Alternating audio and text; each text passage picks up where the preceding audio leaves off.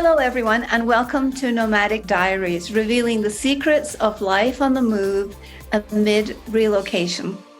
Our mission here is to reveal some secrets and some insights about lived overseas or in the nomad lane. And it's to provide information that will hopefully encourage, promote, and educate travel and international lifestyles in a deeper, more meaningful way, so that you, our listener, can experience a much better time overseas.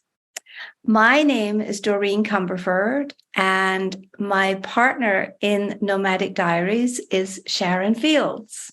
Hello, everyone. Welcome, Lisa. Our guest today is Lisa Ferland. She's an author and crowdfunding expert for fellow authors, strategizing with them to launch their books in new and exciting ways. Residing in the mystical forests of Sweden, Lisa's life is an ever unfolding source of inspiration, led by her two children and charming husband.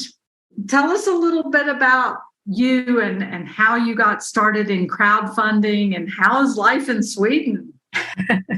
Yes, we've lived in Sweden for 12 years now, and it has been quite the learning experience.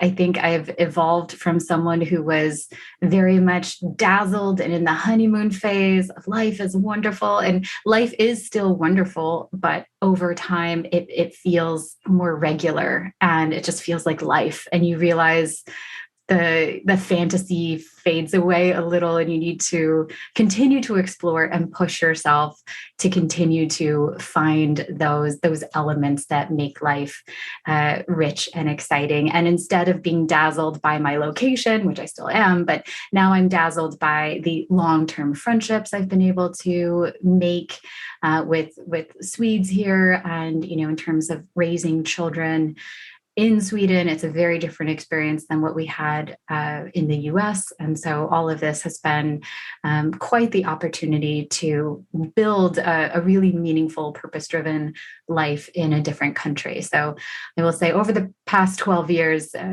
it's my whole life has changed very entirely, to the point where we feel very committed to staying in Sweden or staying in Europe, or continuing to live our lives outside of the US in a more permanent fashion. Excellent. I can really relate to that, because at one point we lived in Saudi Arabia for 15 years. And we had to leave because my husband was retiring, although we call it rewiring. And that was very difficult, because I got to the point where I had planted and rooted myself so long. And it was such a personal journey to do that, because I hated it at first. And so after 15 years, I did not want to leave. And so I really understand the commitment that you have made and the daily practice that it takes to change your thinking, to stay updated and exploring and learning new things. So tell us about your journey a little bit, Lisa. From you were an epidemiologist, and now you are an expert, and you help authors launch their books to reach their perfect audiences. Can you tell us just a wee bit about that transition? Quite a transition, yes. So, they say once an epidemiologist, always an epidemiologist, right? Will never not be. And that's, like many, I traveled as the partner, the wife, the partner with the person who was assigned to the job in Sweden. And with it, I came my degree in epidemiology, my master's in public health. However, due to my new location in Sweden, public health is a very government-driven career. And like all countries, you need to be a citizen of that country to work for the government. So I was unable to practice epidemiology for the 5 years until I received and we could apply for Swedish citizenship. So during that time, I was writing and connecting with authors and really building my network of fellow partners living abroad and connecting with them. And that's really what drove my first two books, because I needed to channel all of this energy somewhere, and I channeled it into writing. And I didn't crowdfund my first book, but my second book. And it was really great experience with my fellow authors and writing as a community, and reaching out to networks of other people who were interested in our stories. And, publishing this collection of stories was really an exciting activity for me. And so that drove my interest. Really, crowdfunding was a means to an end. It was a way to fund the book so I could pay the writers, because I felt really passionate about funding the writing of the authors, that writers should be paid for their work. And so, this was a means to an end to fund the book and make it a sustainable effort. And in doing so, I then, attracted attention. People were saying, hey, can you help me? Can you help me? And then it eventually turned into sort of this accidental business. You accidentally fall into entrepreneurship. And, epidemiology never stopped. I always did that on the side as a consultant. And then, of course, 2020 happened, and we had this huge global public health pandemic. And so I went back into epidemiology full time. Now as a Swedish citizen, I could do this and I could work. And what was revealed to me very clearly was I had been keeping one foot in both worlds. I had been maintaining my public health, and I had been doing crowdfunding consulting on the side and working with authors, but I hadn't committed fully to either one. And so they were both limping along, and professionally, I was not excelling in either space. And then when I fully committed to epidemiology, I discovered that was not what I wanted to do. It was not the direction I wanted to take my life. Maybe doing it during a pandemic is not a good example, but it really opened my eyes that, this was not the route I wanted to take. And so after a year of working during the pandemic, I put in my resignation and said, I'm going full time.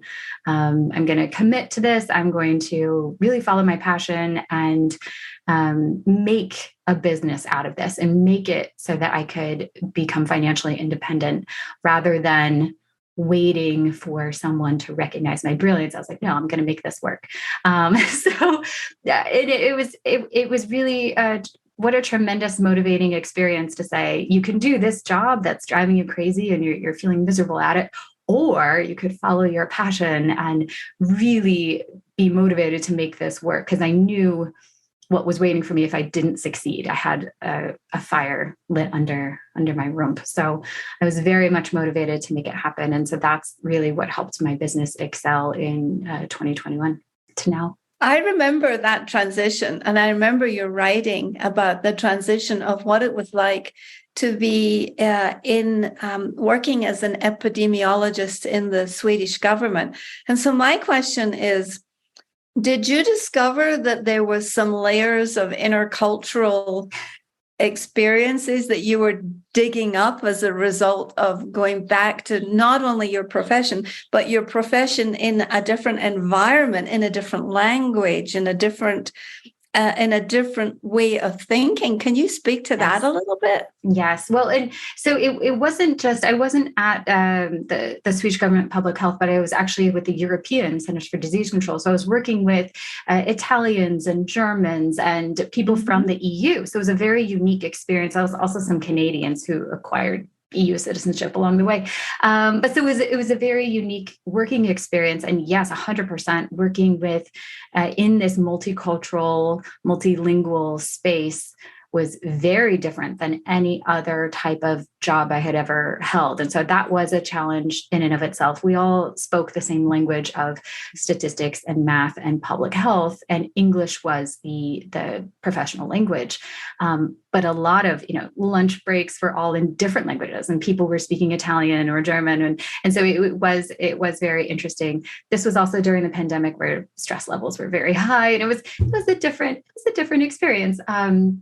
So I would say, yes, definitely a pressure cooker with cultural differences, as well as professional challenges.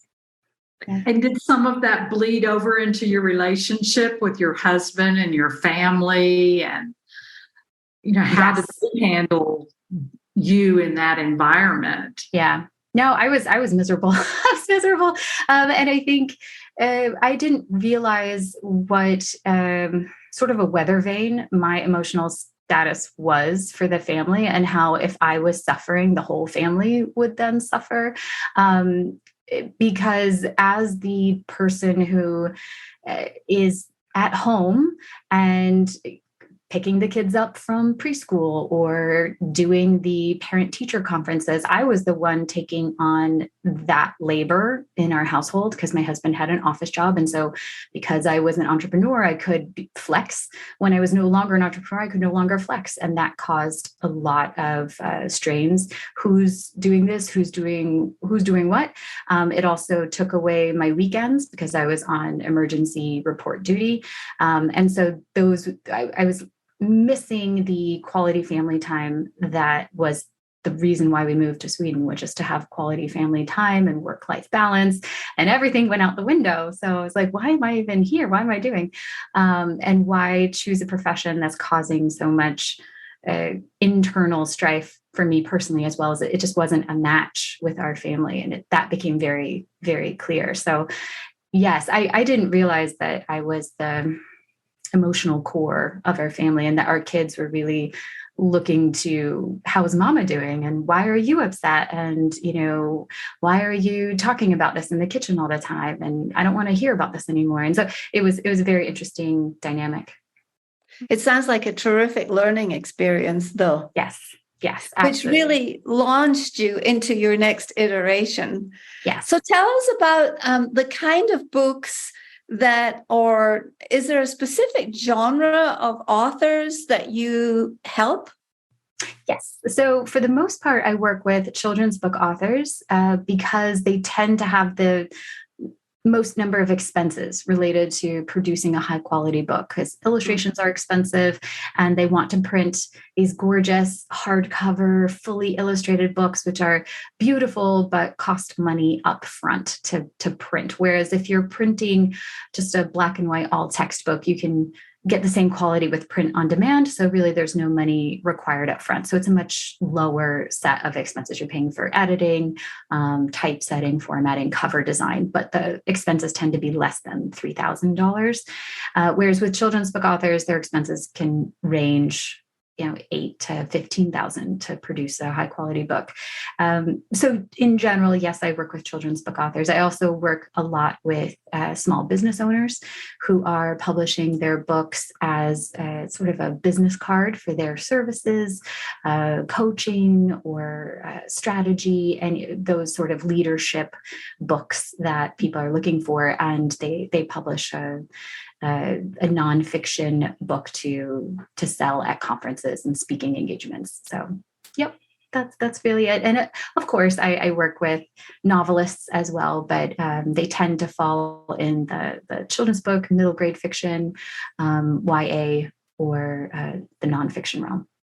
Yesterday, we had a conversation with another guest on the subject of an intercultural children's book where the fish was looking at the world. He was pretending he was outside the pond, and everything he was being described to him looked like a fish. And so it really made me think about the gap. Is there a gap in intercultural books for children? Is there a place for expats or repatriated people to write about their stories using the children's book as a vehicle? Yeah, absolutely. Absolutely. There's a gap. There's a gap in a lot of diverse areas or multicultural, multilingual. There are a lot of just unique scenarios or perspectives that aren't published because they don't fit a certain archetype of plot or main character. One of the authors I worked with, they did a graphic novel designed for children 9 to 14, which was really all about supporting the home language and the minority language, if that is the case. He invited the reader to write in the dialogue into the book itself. So it can be an interactive tool as well to help multilingual, multicultural children reinforce their home language. So yes, there's definitely a need and a gap in the market for these books. Well, that's interesting. Perhaps we should dedicate a show to that exact subject, because we're gathering the audience together, and they come from many disparate places. There's expats, repats, people who are considering launching themselves. So, what would to people who are considering currently launching themselves, who've never put their toe in the intercultural or globally mobile field, what would you say to them? Since you have 12 years of living overseas as a planted expat, and you've gone through all these iterations, and your children are now, I think, 12 and 9, what would you say to these people who are considering launching? Yes, I think it's, I have different advice. Everyone's going to have their own advice based on their own experience. But my experience is that we've stayed in one country, we've acquired one additional language into our family, as opposed to the globally mobile, who will possibly be, exposed to many different cultures and countries and transitions. So for me, it was very important to have as few transitions as possible. There's always transitions in life, but not to, we didn't need to induce geographical transitions, because the job we had was permanently located in one country. So my goal was to support my children the best way there. So I would do research into, what is the scenario you're going to find yourself in, and what are the resources available to support your family through whatever experience that is, whether that be a more permanent location or a temporary location. I think it's also important to give yourself maybe more time. I mean, I lived abroad before we decided to move abroad permanently. So I had been a traveler before, but I had also lived in Brunei for 3 months doing research for public health. So that gave me a very temporary experience, but experience in a very foreign culture, as well as, traveling in China. So I would say, if you are open to those types of experiences, you will be more open to a more permanent move, if that's what it is. And also just to keep in mind that nothing needs to be permanent. You don't have to make that decision right away. But just know the longer you live abroad, the more difficult it is to transition back, because you have this different perspective and different mindset. And so, yeah. Well, that's okay, because one day there will be a book that will be out there and published called Life in the Re-Entry Lane to help that community. There you go. Yes. And I really understand that. When my last iteration as an expat overseas, prior to moving to Mexico, was we had, I think, 5 moves in a space of about 5 or 6 years. And it began to be very apparent to me that I was really transitioning too frequently and too often. Mm-hmm. And that the nature of our daughter was that she really needed and wanted stability, and transitioning was not something that needed to be layered on top of her experience. And so that was one of the reasons that we stayed for 15 years, and probably would have stayed longer if we could have, because it was just such a stabilizing force. And the situation we were in, even although we were on a compound in the Middle East and we had limitations, we thrived to the edges of our boundaries. And I think that's what we have to encourage everyone to do, is find those boundaries, but then thrive to them, grow beyond them if possible. Yeah. So Sharon, do you have some questions? Do you have a question for Lisa? Well, I'd like to know, what is your bottom line message? As far as your journey and documenting your journey and leaving it as a legacy for your children as well. Yes. Yeah. I think, for me, when I was between careers or in the midst of transition, I really found that, writing was cathartic. Writing was healing. Even if I didn't share it with anyone just the act of writing in a notebook was really helpful for me. And so I encourage everyone to document their experience through whatever medium that is. And then if you do choose to publish it on a blog publicly, you will actually get better at it because you'll be embarrassed if people read really bad writing. So it's a great way to hone your craft, get feedback, as well as connect with real people who are going through what you're going through. And for me, that was the best thing, was that my writing and documenting my journey actually connected me to other people who are also going through it. And that gave me more of a support system when I needed it, with people who understood, as opposed to my family back home. They have no idea what you're going through. And so you may be sharing it with them because they find it exciting and interesting and because it's the biggest news in your life, but they can't really offer too much advice or help, or I've been there, so you can do this, this, or this. So I do think that documenting is a really great way to help find your community and reach people who you normally wouldn't run into otherwise. So yeah, however you decide to document that, writing, creating videos, or posting on social media, whatever it is, just create something so that you, almost like a journal, and you can look back on it and say, wow, we've really come so far. And then when social media shows you a memory from 10 years ago, you're like, oh my gosh, we did do that, or we did see that, or that was really exciting. So it is nice to have these sort of living journals and documents of our life. And that's why we call this Nomadic Diaries, because you have shared with us today the diary. You let us have a little peek into the diary of your life.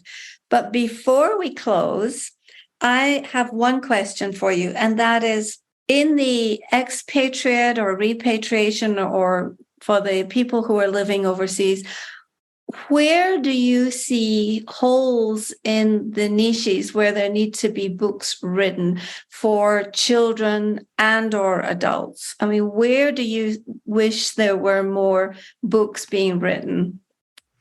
I think, any book that describes the experience of being other or on the outside, or anyone who is between spaces or languages or anything, just so that we're not feeling on the outside. There are so many people now who are voluntarily transitioning, but there's also a lot of involuntary movement in the world with the refugees and everything. And so yes, everyone needs to be, our children especially, need to be aware of, what their experience is and what that might look like, and to, open the circle to include those people, and, understand, when you feel like you're on the outside, it can be very difficult to feel accepted or to feel normal when that's really all you want. All you're looking for is a feeling of belonging. So